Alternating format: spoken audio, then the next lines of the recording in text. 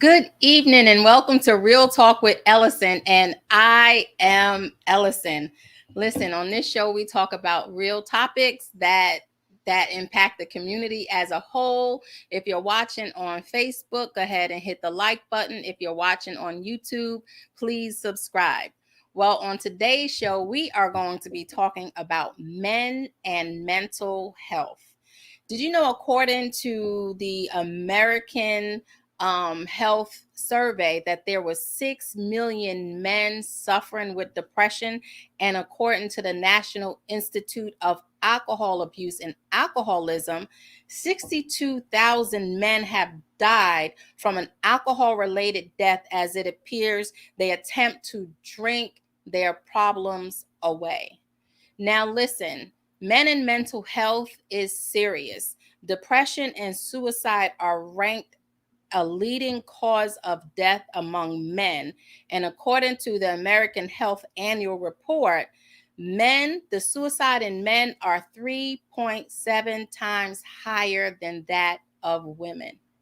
Now, today I have a special guest, and he's not just a special guest because he is a fellow counselor, but he is a longtime friend. And I have none other than Don Sinkfield of the New Help Mental Counseling Service located in Valley Stream, New York. Don, welcome. Thank you very much. It is great to see you, and it's great to be here. Yes, well, I so appreciate it. And like I said, we've known each other for years. Yeah. And it is good to see that you are in the mental health field helping out people. Tell us a little bit about yourself and your organization. So in 2010, I had received my license in mental health counseling. In 2006, I was a high school guidance counselor. I loved that work, but what I loved the most about it was that I did counseling directly with students and families. And when I got the license as a mental health counselor in 2010, I thought that it would be something I would do when I retired, but instead I picked it up in 2010 and started doing a couple of sessions after work. I listed myself on Psychology Today as a local therapist. And shortly after that, I put myself on 3 medical panels, Cigna, Aetna, and 1199, a popular union here in New York. And when I did that, my cell phone went crazy. It was like there was such a demand for the services. And since then, we have just grown and grown. I have a partner, Clinton Clovis, who is the president of the New Hope Mental Health Counseling Services. I serve as vice president. So although I was the founder of the original idea, I kind of have given the leadership, some change with soon to be Dr. Clovis.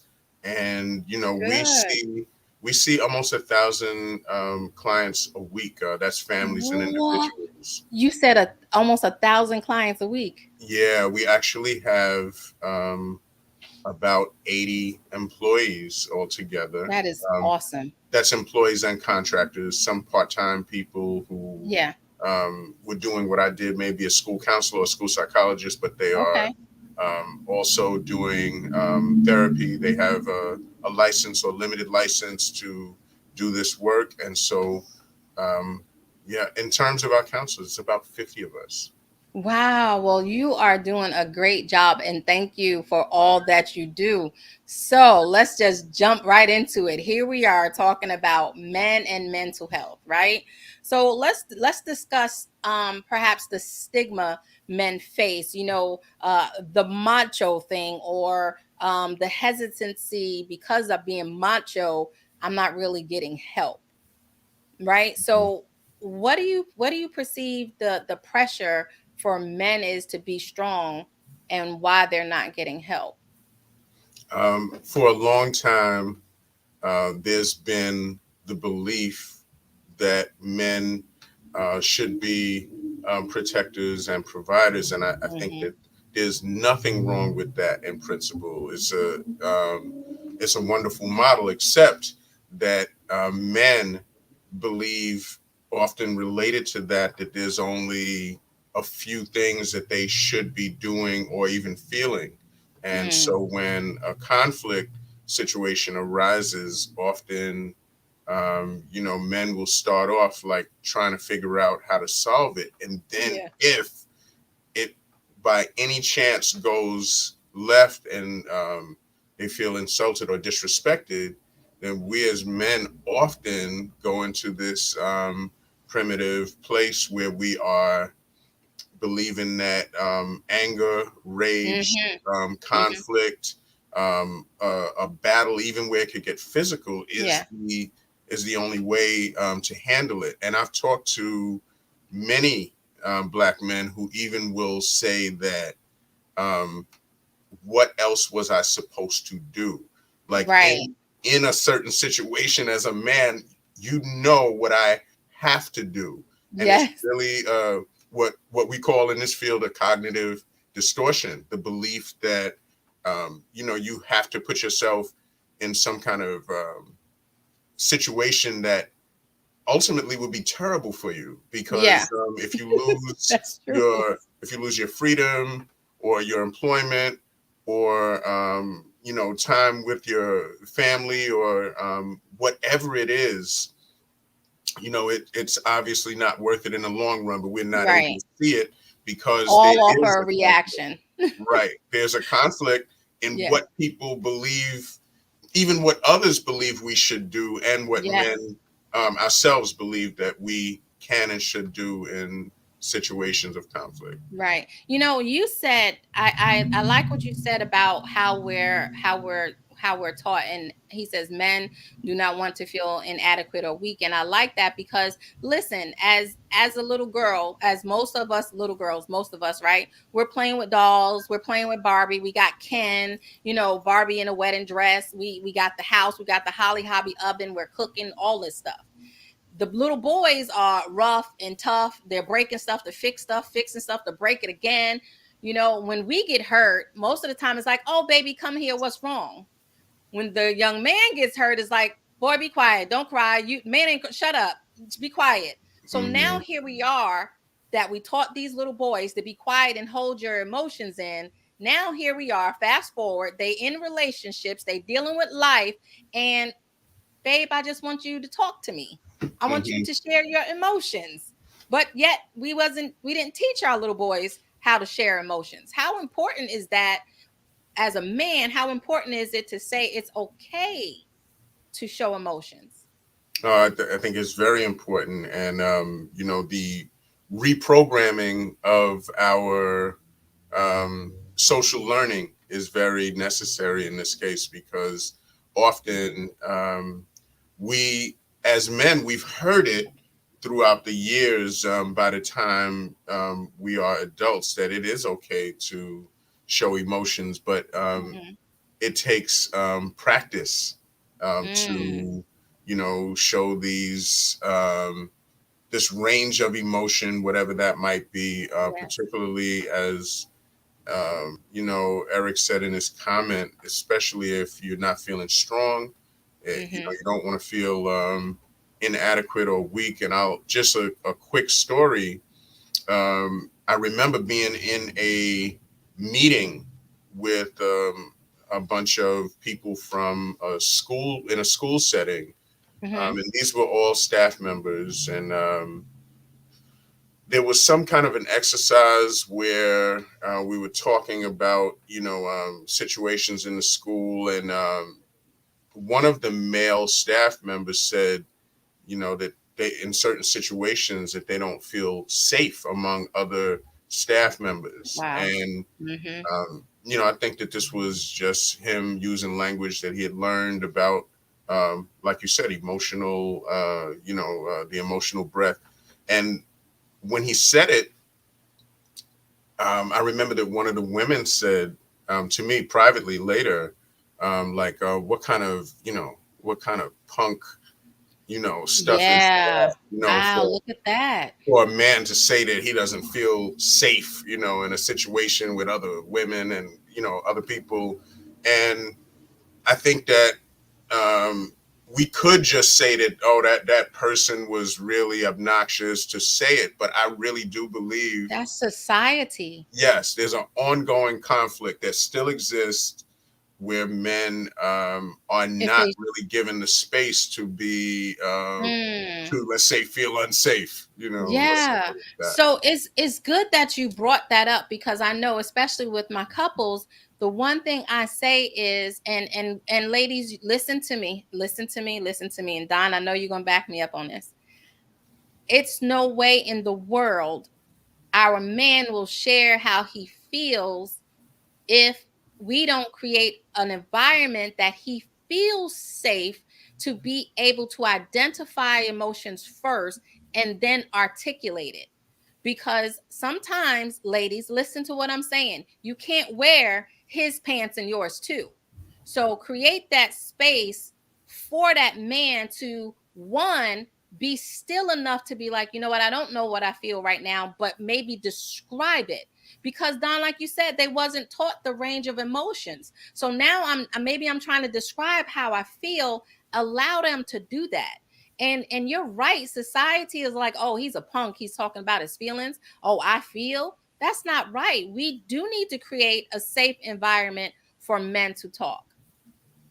Mm-hmm. Right. And we had a question up here that kind of went with that. And Jaquita said, at what age should we groom our young men to know it's okay to open up? And if something does not seem right mentally. Is there an age? Oh, well, I think as soon as you start teaching that child anything, there's always messages in what you say you should do, even for a 2-year old, especially pursuant to what you just said, Ellison, that that that very young child, if he comes over and grabs your leg and says, "I'm scared," it's like, stop it. You need to like get yourself together and not be scared. But it's and it's not a bad message to encourage a child to not be fearful. But if a child is fearful and that child is a boy, it's certainly he should have room to feel that way and not feel like he is disappointing anyone, particularly his parents, who he wants to get their approval if he is fearful, if he's Right. sad, if he's feeling like he hasn't done well enough in something. That's good. Then those feelings need to be acknowledged, Right. and by acknowledging those feelings and making it okay at 2 and 3 years old, by the time that child turns 6, Yeah. it's unbelievable how much a child is absorbed even by 5 and 6 years old, right? Yeah. That child has Man. now developed the desire, according to the developmental stages, to want to show a sense of efficacy or ability to do things by himself, and the ability to fail, or the ability to feel sad or to feel not so good when you haven't done as well as you would like. Right. That's Right. all part of making that child grow into a healthy uh, person and have Right. that healthy environment that he's free to feel.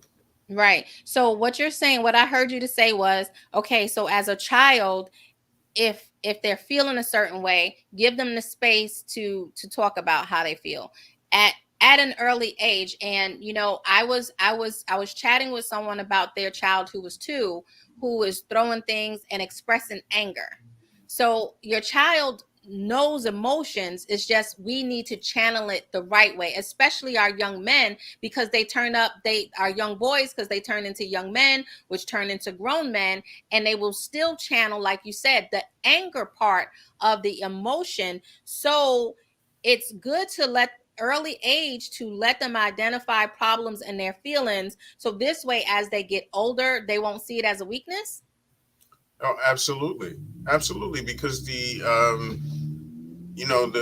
feelings of inadequacy, feelings of um, wanting to get approval, those are some of the things that we simply dismiss, Mm-hmm. from children.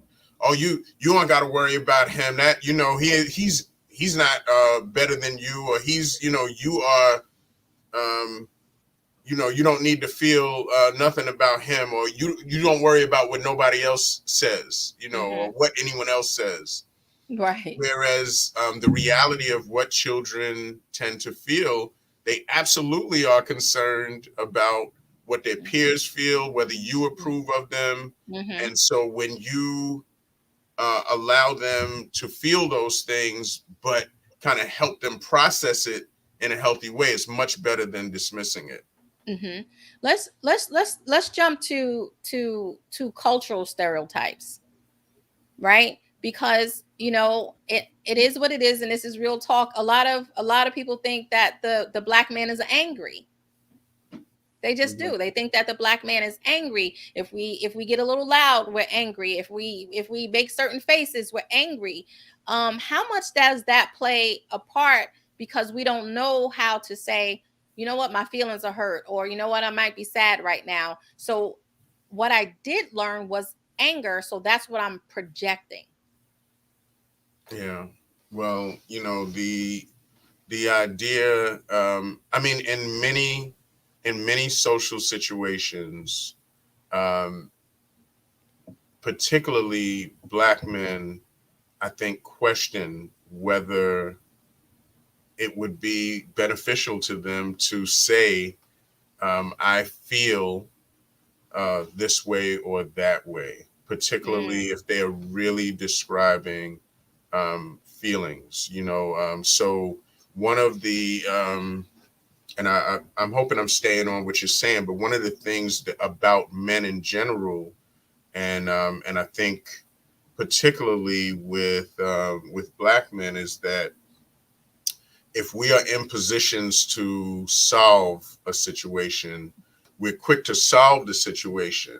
We're problem solvers and we're doers, but about talking about mm, something, it may be much more of a challenge. So, mm-hmm. there's there's absolutely a challenge in that which you mentioned, that people who are typically uh, not privileged people Yeah. are not going to be quick to talk about these feelings, because in Right. most of the cases that you can think of when you would talk about feelings, they're Yeah. not really. It's not really beneficial to talk about them. Now, in work situations like the one I described, and in the minds of some of the people there, it was maybe a little weak for this person to say, I didn't really feel safe at that last meeting. But then, if he would have simply gone straight into solution mode and didn't talk about Yeah. his process, then people Mm-hmm. would have said, "Oh, what a strong Right. and powerful person!" Right? Right, right, Yeah. right. Yeah, that was good. I think that scenario you brought up was really good. Well, you guys, if you're now just tuning in, you're watching Real Talk with Ellasin. We're here with Don Sinkfield, and we're talking about men and mental health. And Don, thank you again. So let's talk about the feeling word, the I feel. How can we help our men better connect with their feelings? How can we? Because they're men now, they're good and grown. Well, I really do believe in the I statement. And, Yes. for those listening who are not in the mental health field, the I statement is simply a statement of what you are feeling. And that is not, I feel that you are being very disrespectful, because that's a you statement. Because I feel you are being disrespectful could be replaced with you are very disrespectful, in my opinion. And so the I statement is not an opinion statement. It's not a statement about someone else. It's a statement about yourself. So, for instance, you know, a black man in a relationship, um, if he's being yelled at, or let's say Right. the voice of his significant other is beginning to to rise a little bit. Right. You know what he You might so say, cute. You said rise. She yelling, Don. She yelling. She yelling, she hollering, and she nagging. right? What she what he might say in response is, stop yelling at me. You see what I'm saying? You yelling though, you know, Yes. and so that might be the response. But the I statement is something like this: uh, I feel upset when you start raising your voice. Mm-hmm. I feel upset. And so you can start with little situations like that that are not maybe emergency situations where things have gotten so out of hand. Yeah. And even with your children, you can model that. You know, Yeah. Yeah. I feel upset when you don't move your Legos out of the middle of the floor, Yes. right? Um, I step on them. They hurt. I feel upset when you leave them there. And so Right. you're teaching I'm children laughing because this then, happened. right? But you're teaching children then how to say it doesn't feel good when this happens, Right.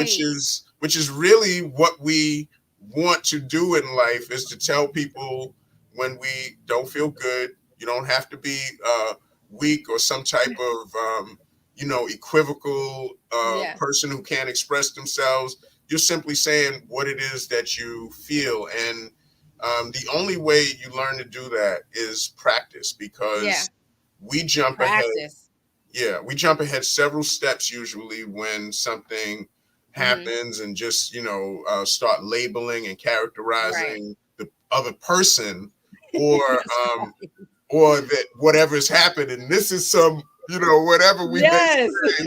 And the So reality is that that Frankie, Beverly and Mays, that famous line, we're all sensitive people. yes, We, yes. we're all All sensitive people. sensitive people. And I'm glad that you said that. There was a comment that said, stop telling little boys something. Stop telling little boys that you're not interested in what or how they feel, right?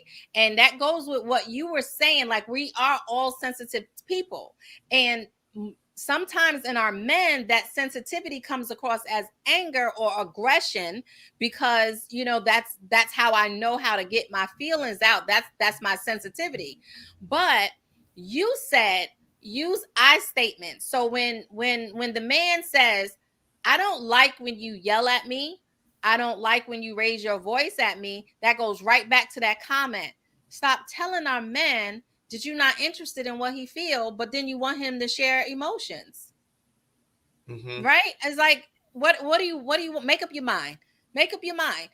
We should be able to talk, especially as couples. We should be able to talk about the good, the bad, and the ugly, even if it hurts, as long as we're doing it. And I like what you said.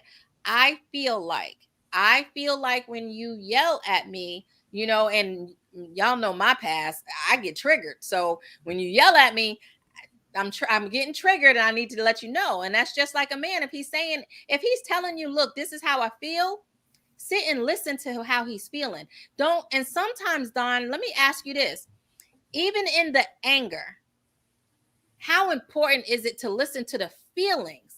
Because the anger is masking something. Correct. Um, anger is an emotion that is usually the result of something environmental. Something's happened, it's triggered me.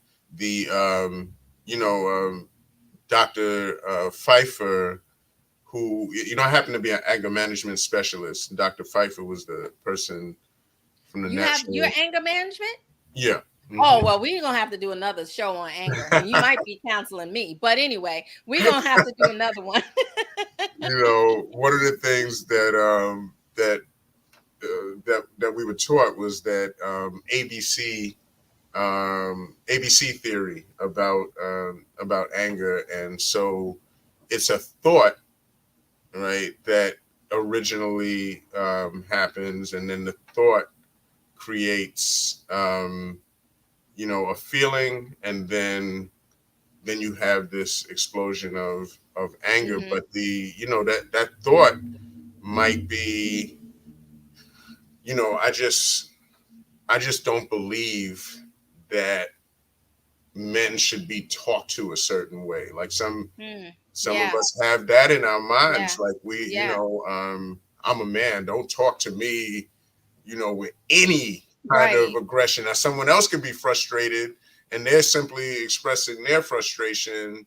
But if you really believe that you're being disrespected personally Yeah. because that person is talking with this animus, then that can be a cognitive distortion also. So it's the necessity for everyone, Hmm.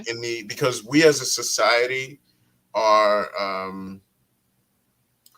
we all are working off of the beliefs that we have about each other, and Hmm. so um, we have to believe that it's okay to express ourselves as men, and I believe that often women, um, people in workplaces, people in authority, everyone needs to be retrained about how men should be. Because It's good. if someone who is, let's say, a supervisor, believes that Yeah.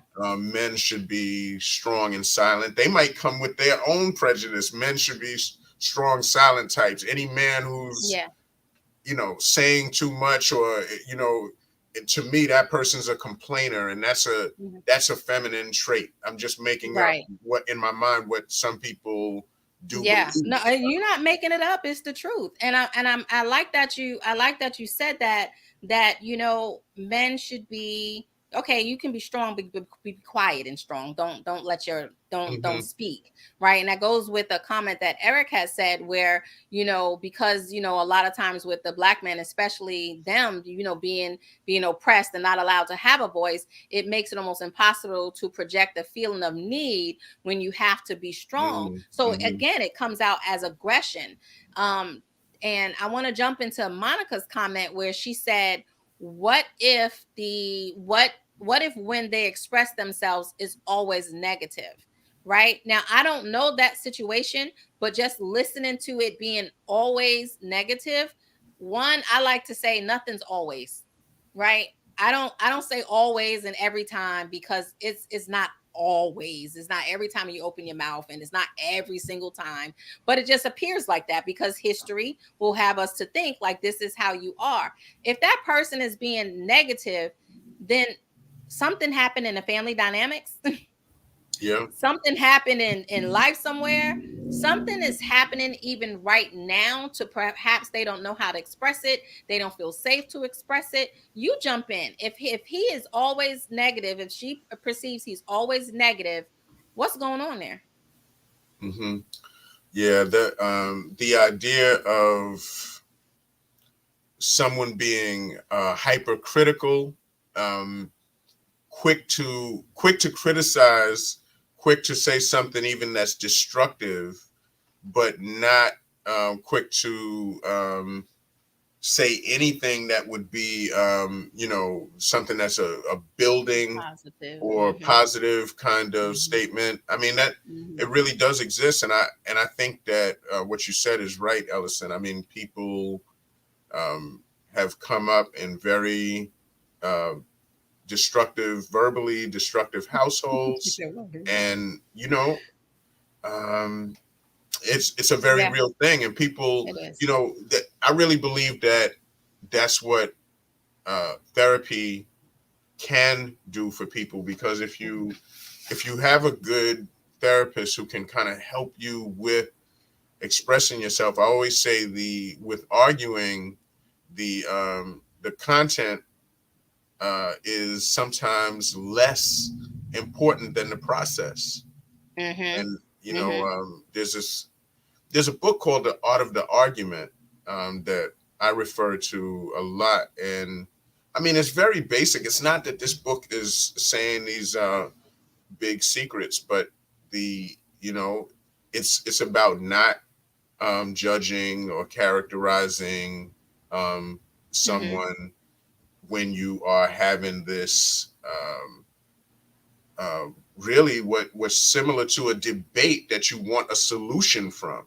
Right. You really want a solution, and the classic example is um, a child is watching TV, and you want them to be able to watch TV, but you really want to limit it because there's a bedtime.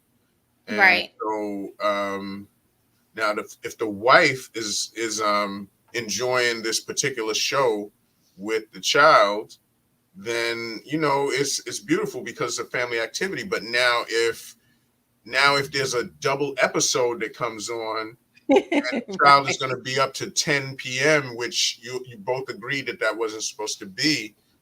What is the solution to that? Yeah.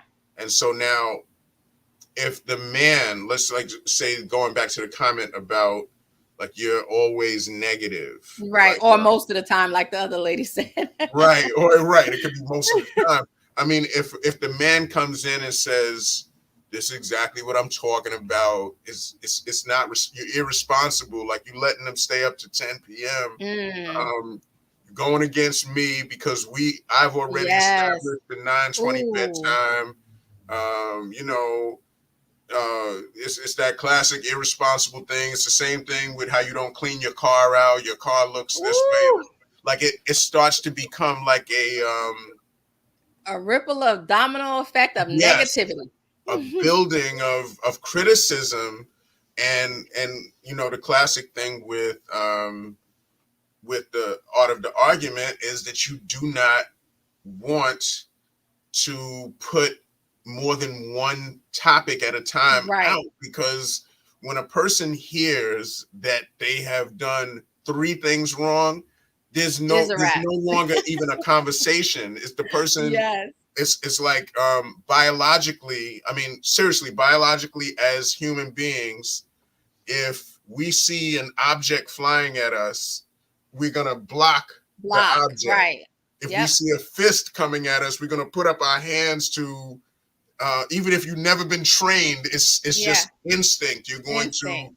go into defense mode, and So, so that that's a lot of what anger and conflict is, it does. and what men know how to do. So, So like I let me was. jump in there real quick Mhm. what you said that because I think that was so powerful because you said we we block, we'll do something, so if we are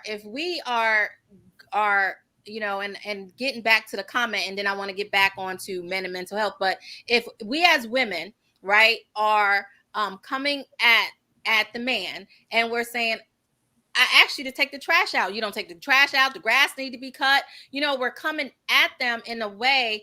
Now we're causing them to block us.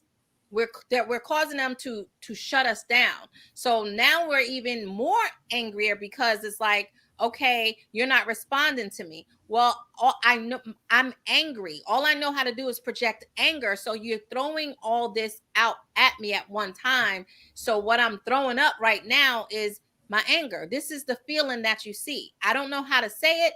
I don't know how to say, please stop nagging me. I don't like when you give me 10 things at one time. So I just get angry. So I thought that was really, really good. And then it was, the question said, so how do we get men to counseling when, when they don't talk about their problems? Which leads me to my other point. A lot of men don't talk too much. They kind of isolate. They like staying to themselves. They may have a few good pals that they hook up with, and that's about it.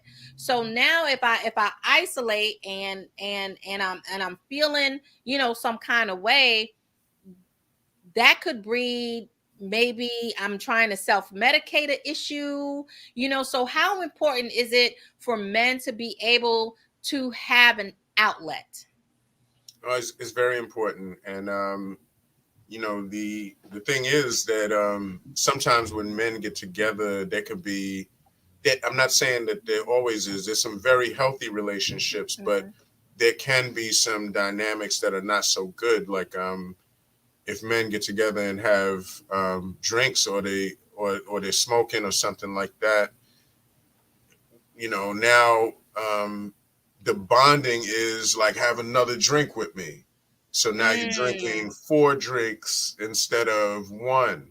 Or, if you're smoking weed, then you're getting so high that, it's not as healthy as you would like it to be if you were using marijuana or alcohol in a responsible way.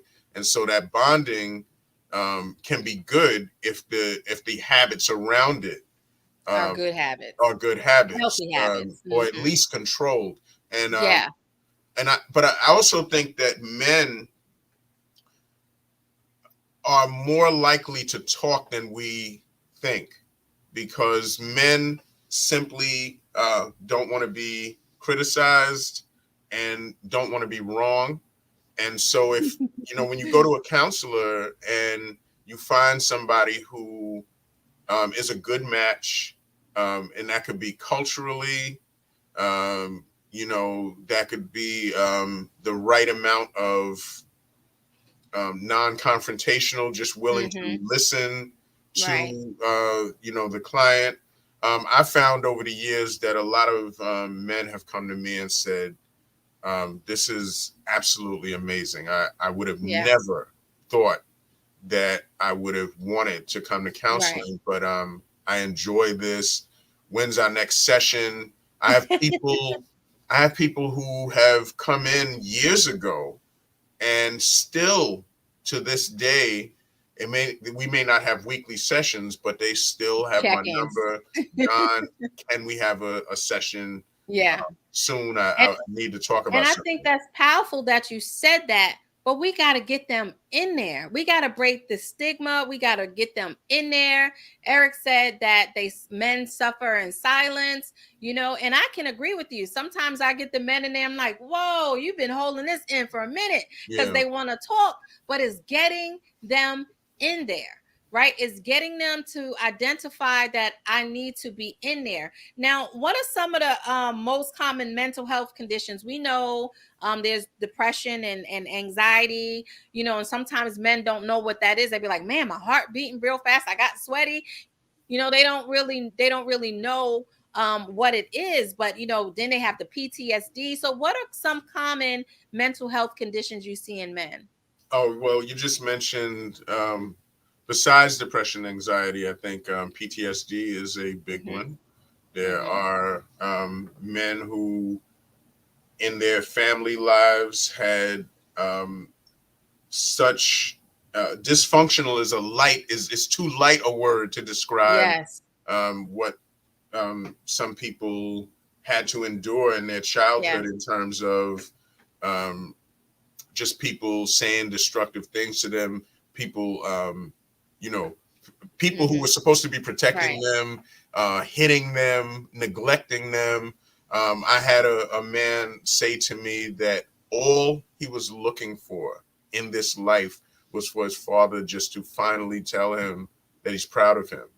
And this my gosh, yes, Don. Yes. And this happens to be is a Caribbean brother who owns a business and does very well for himself, and actually helped his parents, is helping his parents through elder years. And, he just wanted to be given verbal affirmation that he's Affirmation. okay. Um, Affirmation. Adjustment disorder is another common That's a one. good one right there. Yeah, we That is see really good. a Adjustment lot of disorder. people coming in with things that have happened in their lives. And I think that fortunately or unfortunately, adjustment disorder is probably the one that brings men in finally to talk about something because some event. It's somewhat related to the PTSD because Yeah. some event in their life is now reminding them of things that have been happening or happened in their childhood, Yes. and they're like, I really got to talk about this divorce or what my wife did or what she Yeah. said, Yeah. and Change of employment. oh, absolutely, it's a big one. Yeah. Yeah. Yeah. So it's a lot of things that come with that adjustment. I like that. I seen a comment about suicide, about suicide being a result of I think she said, oh, what about suicide being a result of suppressing emotions, which we had said that it was 3.7 percent higher in men to commit suicide because they don't share their emotions. So this is why we're talking about men and mental health. We're trying to get the men educated, the ladies educated, because we too need to find out, hey, what's going on with our man? Why are our, and when I say our man, I'm not saying a spouse, but we have our spouse, we have our sons, we have our brothers, we have our uncles, we have the kids in the neighborhood. Why their behaviors are changing? What's going on with their behavior? And this is what we need to do. And the other question was, what methods do you teach men to learn to be vulnerable? And to me, I'm going, that is a process. Because here now I'm grown, 20s, 30s, 50s, and I haven't been vulnerable. I know anger all the time. So what do you think about teaching a vulnerability? That, I think that kind of goes back with being safe. What do you think? Yeah, I think the same. I believe that for the most part, the the best thing, and I say this all the time, the best thing about the um, early 2000s MTV slash You said MTV. Woo, I remember. slash reality TV Yeah. age is that we have normalized counseling, at least on those platforms. Yeah. The Braxtons had a family counselor. Yeah. Um, on Love and Hip Hop, several people went to therapy on the show, and I Mhm. think that it really did show people that oh, it's kind of normal. It's not a crazy thing to go to counseling. And what I've Right. learned is that even I would say the last decade or so, with psychologytoday.com, many other platforms, you can put in to those platforms who you want to find, what kind of counselor you want to find.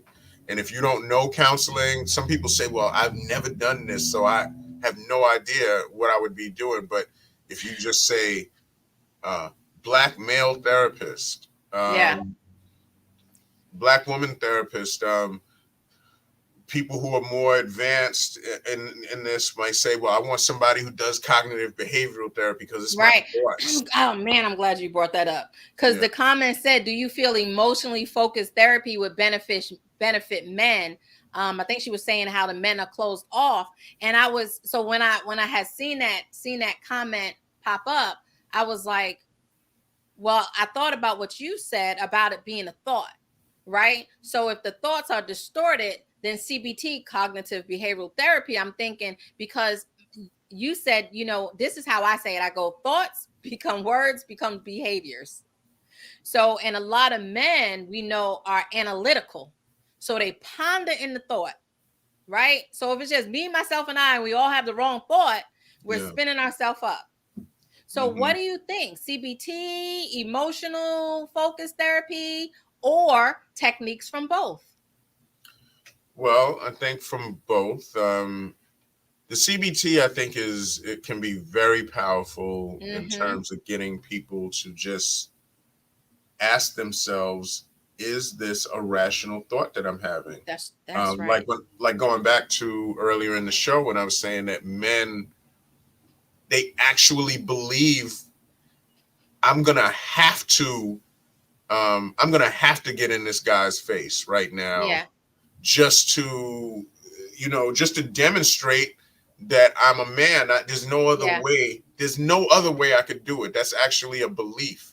Yeah. And so in anger management, I would definitely challenge men on those beliefs. Like I remember talking to a man who's like, look, I work and I make good money, but I'm a street guy.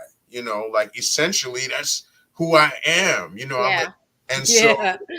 so I would challenge him on that. What is a Street street guy. guy, and what and you identifying with that?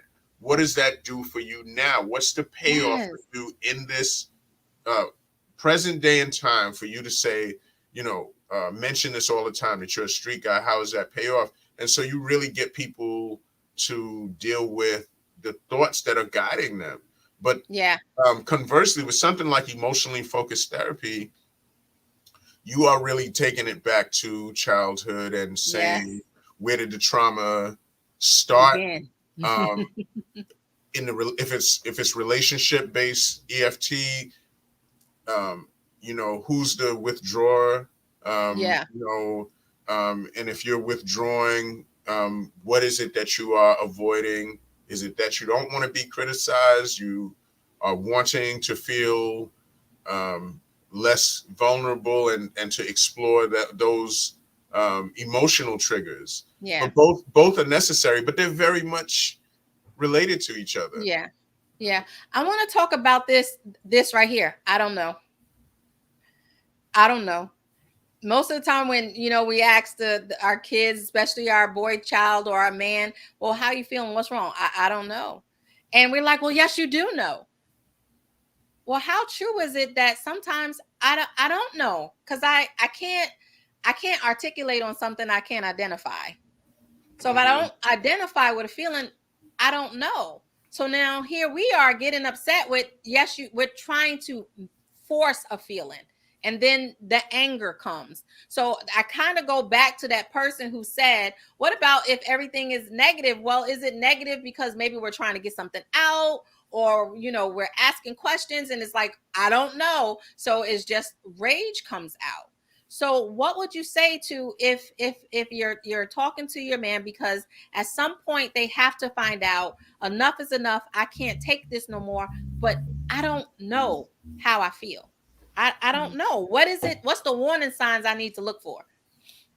Well, in most cases, people who function at a fairly high level in life, where they are working with people and doing a range of things, they do know, and at least on some level, what it is that ails them at that moment. But with children, it can be much more likely that it's just true. They don't know what, it's they're being bombarded with a bunch of things. The state exams were yesterday, and Yes. mommy was mad at me about something, and my little friend chat group, we're not, somebody is not talking to the rest of the group, and Yeah. there could just be a lot of things going on that could be disturbing, particularly children. I mean, the same thing happens with adults too. Yeah. But adults are usually more able to say, it's just a lot, and A lot going on. can we table it? I don't really want to talk right now. Yeah. There's usually more of an ability to do that. But I So think that goes back to what the lady said about, I don't know how to express it. because you know what, there is a lot going on, and sometimes we don't realize, you know, the pressures of work. And I mean, women go through this too, but men, right, they go through the pressures of work, the pressures of just life in general, the pressures of fixing it, the pressures of being the responsible person, you know, the provider. You know, I got to make sure I'm not disrespected. I got to make sure my significant other's not disrespected. I got to make sure the kid. The list just goes on and on and on and on. So it's a lot. What are you feeling? It's a lot, right? So how do we teach our men that it's okay to say, you know what, I don't I'm not okay. I'm not okay. It's okay to say I'm not okay. I can't pinpoint it right now, but just with everything happening in life, I'm not okay, right? So with that being said, what are some things we need to look for, or what are some things men need to notice in their behavior that's changing, that's saying, okay, you know what, this might be depression, this might be anxiety. I know, like, you know, change in moods, or a difference in their work performance, or even more isolation. So what are some things we need to look for, like, you know what, this is not okay and I need some help? Yeah, for men, usually those signs are either lethargy, just a lack of vitality, where you're not really feeling um, like doing the things that you usually would do, things that you would usually take pride in Mm-hmm. involving yourself with day to day, things that you just have a zest for. You are no longer feeling inspired or motivated to do those Mm-hmm. things. Secondly, um, depression. And it's really funny that because I keep going back to that comment where someone said, what if it's always negative? Right. Yeah. You know, men can be men can show their depression with irritability. Yes. And and I Yes. think it goes both ways with women also, but men particularly have this thing where a man is really down, but what's happening is that he's still functioning and he's still around the people that he's usually around. But Mm-hmm.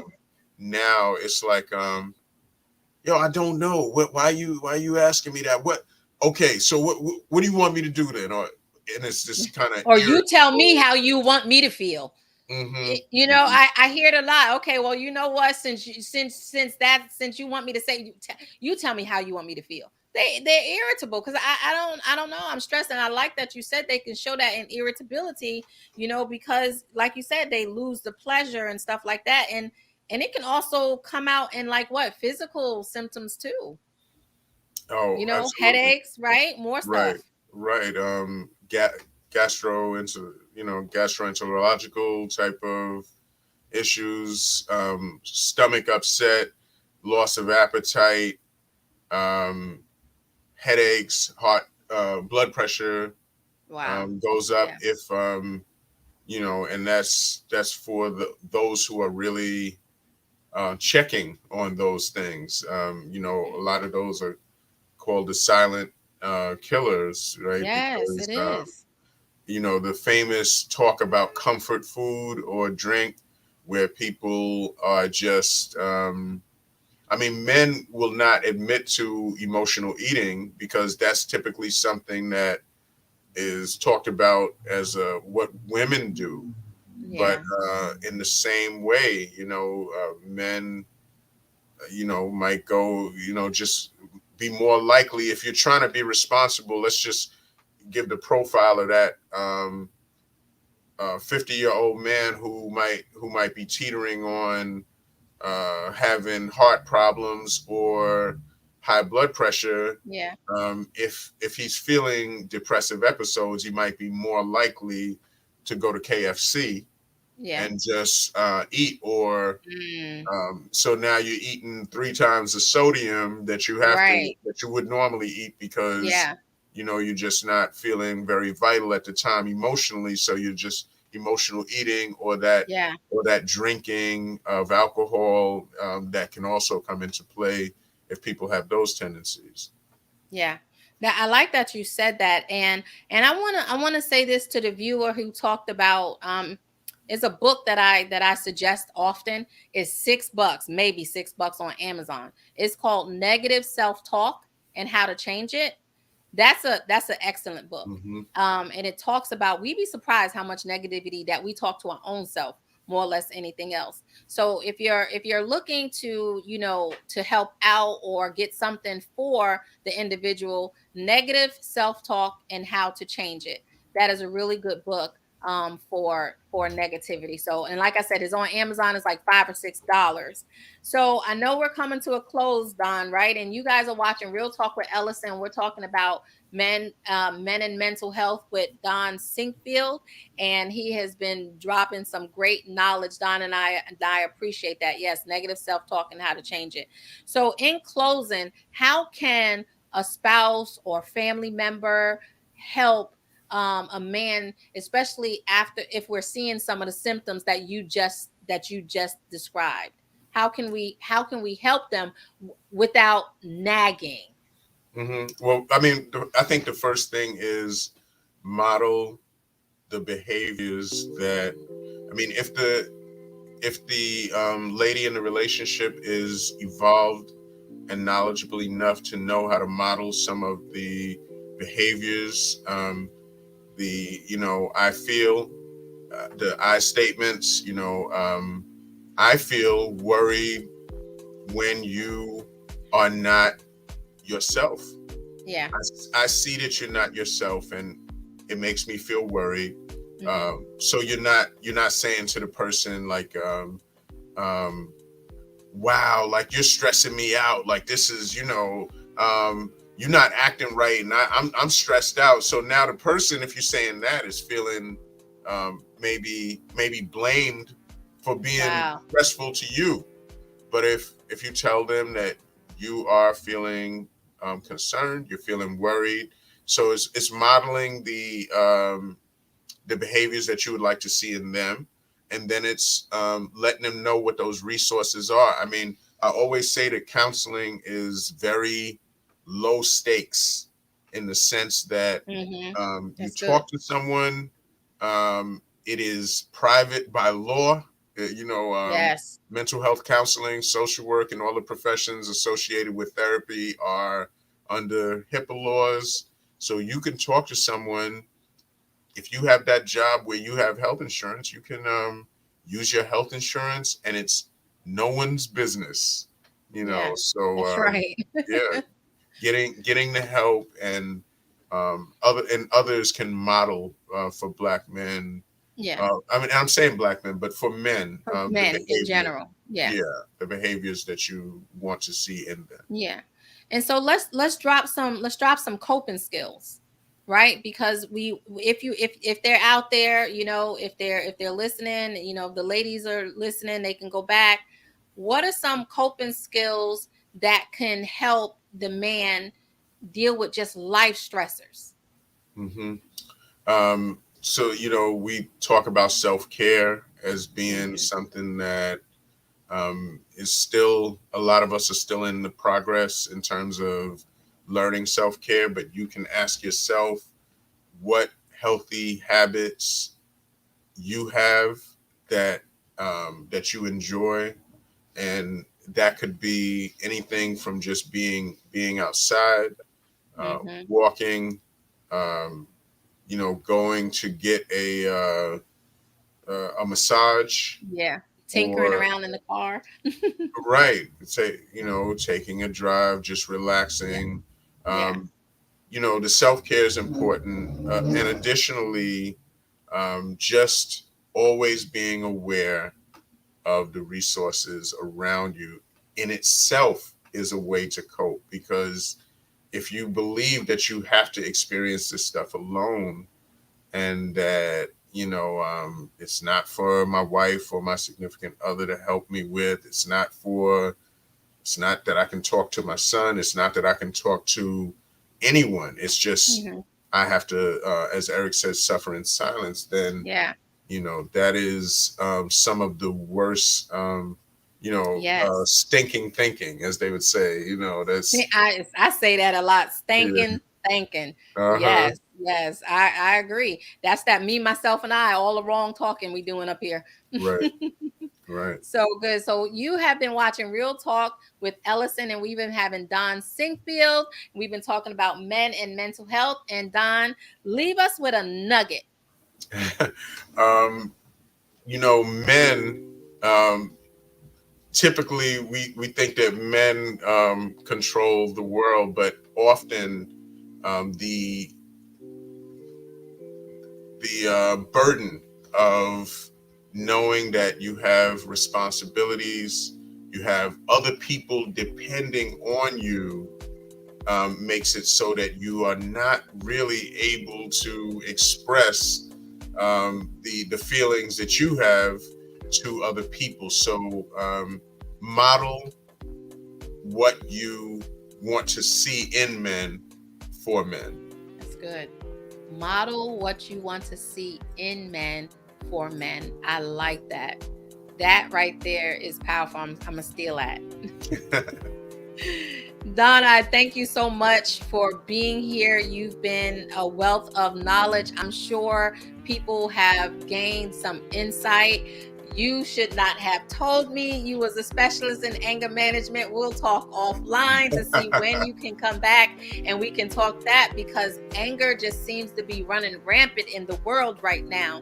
But I thank you so much for being here on Real Talk with Ellasin, talking about men and mental health. It was an absolute pleasure. Yes, yes, yes. And you are located in the New York area. So, in Valley Stream. So, if you guys are in the New York area, if you know anybody in the New York area, there's their website and their phone number. Contact them. They talk, I think, 5 or 6 different languages there. They have about 50 employees. They can get you the help you needed, right? And so, Don, again, I appreciate you.